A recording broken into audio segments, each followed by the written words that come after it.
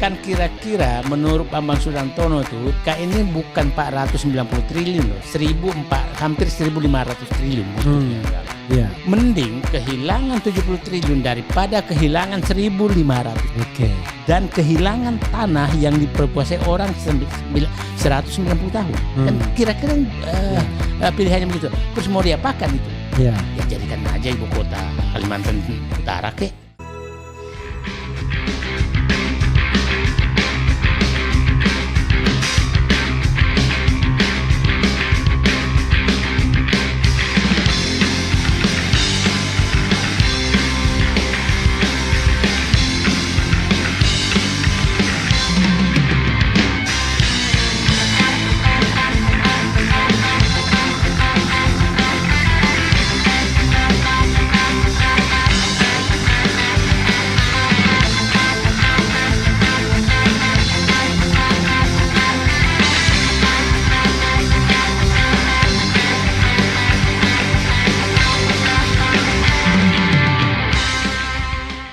Jadi 2014 memang kan saat itu masih PNS. PNS kan nggak boleh menjadi tim sukses. Tapi di balik layar saya karena pasangan dengan Pak JK, Pak Yusuf Kalla. Itu. Nah, Pak Yusuf Kalla salah satu patron politik saya. Jadi saya tim suksesnya Pak JK di balik layar lah. Membantu semuanya. Nah terus dan saya lihat bahwa sampai 2016 Pak Jokowi itu di jalan lurus loh. Terlihat dari menteri-menteri yang diangkat. Ada Rizal Ramli, Sudirman Said, Anies Baswedan, Ferry Musilal Baldan. Itu aktivis-aktivis yang lurus. Ya kan yang punya. Rini Sumarno juga track recordnya bagus. Iya kan. Orang-orang yang masih ini. Nah pada saat reshuffle pertama, kok ini nggak benar orang ini. Tapi sebenarnya saya muncul kecurigaan tuh pada saat kami sedang bongkar Papa Minta Saham. Papa Minta Saham 2015. Ya. Nah itu kan ribut sekali. Dan saya dengan Pak Sudirman Said betul-betul ini harus dibongkar. Oh waktu itu posisi saya staf khusus menteri ESDM. Dan yang semua dokumen tentang Papa Minta Saham di kantong saya. Saya paham betul semua. Nah terus kita ditegur. Diminta menghentikan. Nah di situ saya bilang, oh ini orang ini di publik mau dapat namanya, tapi di dalam kita ditekan. Disuruh menghentikan kasus Papa Minta Saham. Yang negor sih siapa? Pak Jokowi. Langsung ke Sudirman. Sudirman Said memberitahu saya. Nah saya dipanggil saya lapor ke Pak JK. Dia bilang ini orang menurut Presiden itu apa? Dia bilang ini orang kuat semua di baliknya. Mas Refli masih ingat waktu saat itu pidato dia hampir maghrib. Pak, dia itu maksudnya Jokowi. Yang menyatakan aku ora sudi namaku dipakai. Ketua keluar kata gitu. Padahal 2 jam sebelumnya kita ditekan untuk menghentikan. Tapi karena kita tidak mau. Jadi kalau begitu udah aktual betul ya. Kita nggak mau, kita harus lawan. Sampai saya menyatakan saya rela dihilangkan oleh kekuasaan demi membongkar kasus ini. Saya katakan gitu. Saya akan hadapi. Nah, nyampe ke sana muncul aku ora sudi. Jadi ini munafik nih. Nah, di situ saya mulai ini nggak benar orang ini. Nah, banyak hal yang terjadi. Diminta mulai belok. Nah, jadi saya ini nggak benar. Nah kita mulai setengah hati dan nah saya melihat ini ada beberapa ini dan saya Pak Refli saat itu juga kok mulai goyang-goyang nih saya bilang. Mulai goyang di tidak lagi pro benar ke Jokowi. Ya, karena 2016 kan saya kan udah keluar. 2015 bahkan saya udah keluar sebagai staf khusus kan. Nah, keluar staf khusus dari sana. Nah, terus ini mulai orang-orang jadi kita ini terpesona dalam hampir 2 tahun lah terpesona. Nah, sehingga saya tadi menemukan bukunya Pak harapan itu bernama Jokowi. Gitu. Nah, jadi ini bukti Pak Refli Harun pernah terpesona sama Jokowi, tapi mungkin karena akal sehatnya lebih menonjol, maka hanya 2 tahun terpesona, berbeda dengan sekarang masih banyak yang sadar terakhir gitu, termasuk Gunawan Muhammad sadar terakhir. Nah, sekarang orang menyatakan kenapa pindah ke ini? Saya bilang kalau orang sudah bekerja dengan tidak baik, maka kita harus pada saat itu saya mengundurkan diri macam-macam. Nah, tapi saya sebenarnya di jiwa politik tuh lama, Mas Refli. Saya waktu Reformasi 98 saya sudah anggota MPR DPR. Oke. Ya. Oh, karena waktu itu kan PNS ASN boleh. Boleh. Iya. Nah, saya saat itu jadi kalau orang menyatakan ya Fahri Hamzah tuh ya pendemo yang kita terima gitu loh. Jadi maksudnya saya di dalam, dia di luar gitu. Jadi di akhir masa pemerintahan Orde Baru ya? Ya, masa Orde Baru saya ada anggota DPR MPR gitu. Berarti mulai 97 itu ya? 97, jadi umur 35 tahun. Jadi saya pernah jadi politikus pernah. Nah, itu saya pikir di 2019 ini kan pilihannya hanya 2. Ya. Prabowo atau Jokowi. Saya sudah membaca di 2000 ini bahaya orang ini kalau terusnya. Kita ke Prabowo dengan harapan bisa melakukan perubahan. Wah, kita lihat perangnya kayak apa.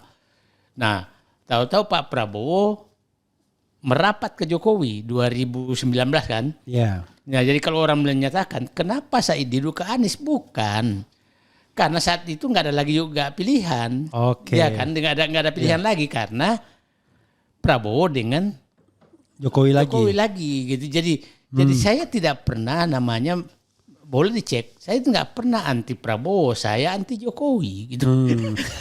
Nah, karena Prabowo tim sukses pada waktu itu masuk namanya. Nggak masuk namanya, tapi tugas saya melebihi tim sukses. Kan di media kan saya terus muncul. Saya dekat dengan Sandi. Dengan Sandinya lebih dekat. Karena pada waktu itu, jadi memang banyak orang yang mendukung Prabowo bukan karena dia suka Prabowo, tapi karena anti Jokowi. Gitu. Nah, sekarang banyak orang yang mengatakan ini segerombolan orang bodoh semua ini. Dulu tim Prabowo semua, tapi begitu ada Anies, balik ke Anies semua. Banyak kan tokoh kayak Habil Marati, mungkin Puang Said Didu, kemudian banyaklah orang-orang lainnya termasuk Habib Rizik dan lain sebagainya. Tapi sekarang yang menang Prabowo. Nggak menyesal Puang. Saya begini sih. Begini. Ada orang berjuang untuk kepentingan. Ada berjuang untuk memperjuangkan value, nilai. Dan orang yang memperjuangkan value tidak akan pernah merasa kalah. Ya kan? Nah, value yang kita perjuangkan, kebetulan value dulu ada di Prabowo. Nah, Prabowo nggak pakai value kita cari yang ada value-nya sama, Anies. Nah, sekarang apakah Anies menang, apakah value itu hilang? Jadi penegasan itu adalah value Prabowo hilang ketika dia gabung sama Jokowi. Ya, value itu hilang, gabung Jokowi. Malah menurut saya terdegradasi sangat jauh. Nah, pertanyaan saya sekarang adalah apakah Prabowo bisa kembali dengan value-nya? Yang saya selalu menyatakan, saya dengan beliau itu saya ada 5 value Pak Prabowo yang saya pahami. 1, dia punya patriotisme. 2, punya nasionalisme. 3, punya rasa keadilan. 4 adalah dia punya rasa kerakyatan loh yang tinggi sekali. Yang 5 adalah bahwa dia sebenarnya orang demokratis. Dia demokratis. Nah, saya saksi sejarah Prabowo itu. Bukan jangan sampai orang menyatakan muji-muji. Waktu mau beli Kiani Kertas, saat itu saya sesmen BUMN. Datang Nelu, Dirut Mandiri. Pak Sesmen, ini ada yang mau membeli utangnya PPN di Kiani Kertas. Siapa? Pak Prabowo. Saya bilang ini gede ini. 3,2 triliun saat itu kira-kira. Enggak, dia punya uang cash. Datang Ya saya mau beli. Saya tanya, Pak, buat apa Bapak beli? Ini kan perusahaan rugi. Dia bilang kalau ini dibeli asing, maka bandara yang dimiliki Kiani Kertas bisa dipakai untuk pesawat asing. Ini nasionalismenya oke benar orang ini. Kan pasti rugi. Ya. Saya menganggap ini pekerjaan besar, beras. Besar. Jadi saya minta Pak JK, Pak ada laporan nih. Oh ya bagus tuh. Suruh ke sini, akhirnya ke JK yang menangani karena saya anggap ini pekerjaan. Nah, di situ saya cek nasionalisme dia oke banget dan patriotisme. Nah, sekarang pertanyaan saya, kalau Pak Prabowo kembali ke dirinya, maka saya punya harapan. Kemarin ini kan tertutupi oleh Jokowi, gitu kan. Nah, sekarang gitu loh. Nah, bukan terjadi persaingan. Karena sama-sama value-nya. Dan saya agak percaya Pak Prabowo muncul value-nya kembali dengan dirinya dengan secara belum ini menolak IKN sebenarnya, tanda kutip. Nah, itu Buang sudah pastikan IKN itu tidak akan lanjut. Saya pastikan karena itu pilihannya, saya pastikan betul bahwa itu tidak akan lanjut. Kalau mau diapakan, saya begini hitungannya. Ini kan udah terbuang 72 triliun. Ya kan?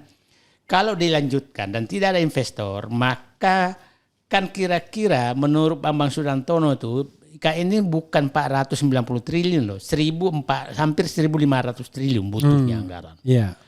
Mending kehilangan 70 triliun daripada kehilangan 1.500 triliun. Dan kehilangan tanah yang diperkuasai orang 190 tahun. Kan kira-kira pilihannya begitu. Terus mau diapakan itu? Ya jadikan aja ibu kota Kalimantan Utara Nah, Kalimantan Timur. Jadi kalau saya sih dihadapkan, dan Pak Prabowo sepertinya memahami itu. Yang kedua, saat pembahasan tentang UKT, biaya UKT mahasiswa, kan dia menyatakan langsung kalau perlu gratis. Artinya sudah muncul rasa yang kita harapkan kerakyatan itu. Nah, jadi terus muncul pernyataan kan, buat apa bangun jalan tol, buat apa bangun IKN kalau negara tidak aman. Ya, jadi saya lihat mulai muncul pribadinya gitu. Itu jadi kalau saya menyatakan jauh lebih berharap saya Pak Prabowo, kan begini, kita harus ini juga Pak Refli ini politis benar. Mungkin bisa salah saya. Kita tahu bapaknya dia kan Pak Sumitro Joyokusumo kan sosialis, partai PSI Pak, bukan PSI sekarang, Partai Sosialis Indonesia gitu kan, yang diambil Pak Harto kan, pada saat itu, pada saat dia pulang, itu saya melihat bahwa Pak Prabowo ini kan kelihatannya masih akan turun tuh. Nah, negara ini saya lihat dengan semakin menguatnya kapitalis, termasuk di politik. Maka perlu orang yang berjiwa sosialis yang meluruskan. Nah, saya melihat di Pak Prabowo muncul, dan kita lihat tahu Pak Prabowo kan berjiwa sosialis yang menikmati keteraturan bagaimana negara dikelola selama Orde Baru. Keteraturan loh, bukan kebenaran, tapi keteraturan loh yang. Nah, saya ingin bahwa dia sekarang programnya kan betul-betul kan kembali kayak dulu. Pak Harto tuh pangan, papan, ya kan? Pangan, papan, pendidikan, kan kesehatan itu kan. Nah, saya melihat ke sana. Jadi saya takutnya, saya berharap sih mereka muncul terhadap dirinya sendiri gitu loh. Gitu. Walaupun Puang belum dilantik saja, rombongannya sudah ke BUMN. Lalu menterinya sudah nepotisme. Gini, saya ingin introduction dulu bahwa kadang-kadang idealisme itu harus diuji dengan realitas kan kadang-kadang. Ya, saya juga menyesalkan itu terjadi. Saya menyesalkan itu terjadi Sampai saya berpikir sekarang di titik yang puncak pemikiran saya, apakah para tokoh, para jenderal, para pimpinan parpol itu masih punya patriotisme, masih punya nasionalisme, masih punya integritas, masih punya etika dan moral mengelola negara ini. Itu yang ada di pikiran saya. Nah, pertanyaan saya adalah tadi kan langsung banyak sekali nih yang dimasukkan ke BUMN. Akhirnya saya juga jadi berpikir kembali, ini apakah saya tidak kecewa terhadap harapan saya terhadap Prabowo dengan 5 modal tadi. Nah, saya masih timbul lagi loh kok kayak begini sih. Gitu loh. Maka belum lagi kalau kita misalnya ikut food estate misalnya, pembelian pesawat bekas gitu. Ya. Nah, jadi saya sih saya masih tetap menggugah presiden terpilih kembalilah ke aslimu. Ini agak susah sih membenarkan mengangkat pimpinan parpol. Coba contoh aja lah. Komut PLN, Agus Marto tuh kurang apa? Baru setahun udah diganti gitu kan? Iya kan? Nah, ini kan lucu gitu loh. Nah, diganti orang yang dekat sekali dengan Pak Prabowo. Jadi akhirnya harapan saya mulai kemarin tuh kok kayak begini. Kalau wakil menteri itu saya masih memaklumi karena itu kan pengganti tim transisi aja. Jadi tapi keluarga. Ya. Nah, itu yang problemnya. Jadi seperti sekarang saya pikir saya masih ingat betul perkataan Pak JK. Apakah ini politik sayang anak, sayang keluarga? Apakah negara ini akan bubar dengan politik sayang keluarga? Karena semua sudah begitu. Ya kan, Pak? Tunjukkan orang yang berkuasa itu hanya mikirkan anaknya, mantunya, saudaranya ya. Ini kan yang dan kadang-kadang dilulukan orang sekitarnya kan? Kan seperti misalnya macam-macam lah, Zulhas tiba-tiba Zita Anjani ya kan? Tuh, kemarin nggak ada hujan, nggak ada angin, Budi Jiwandono.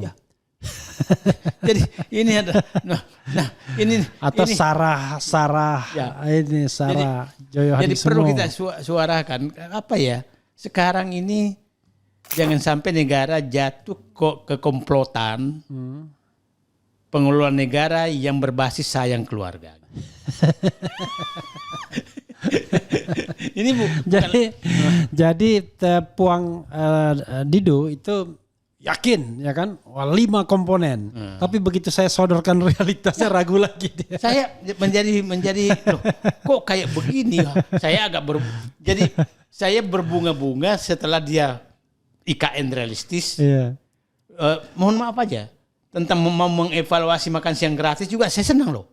Karena pemimpin yang berani mengoreksi dirinya itu jauh lebih bagus daripada pemimpin yang cari popularitas atas pengorbanan rakyat. Itu kan saya lebih menghormati. Loh, tapi kok kemarin nih kok baru beberapa hari kok bertubi-tubi hanya mengangkat orang sekitarnya itu yang menjadi. Dan bertubi-tubinya di perusahaan backbone semua kan? Iya. Pertamina, komutnya Main ID dan lain sebagainya. Jadi semua tim sukses itu kayaknya belum lagi DPA.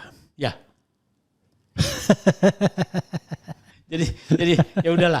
Saya gimana lagi tugas kita adalah mengingatkan beliau karena beliau adalah presiden terpilih. Nah, ya saya hanya selalu menyatakan Pak Prabowo kembalilah ke jati diri asli yang saya kenal.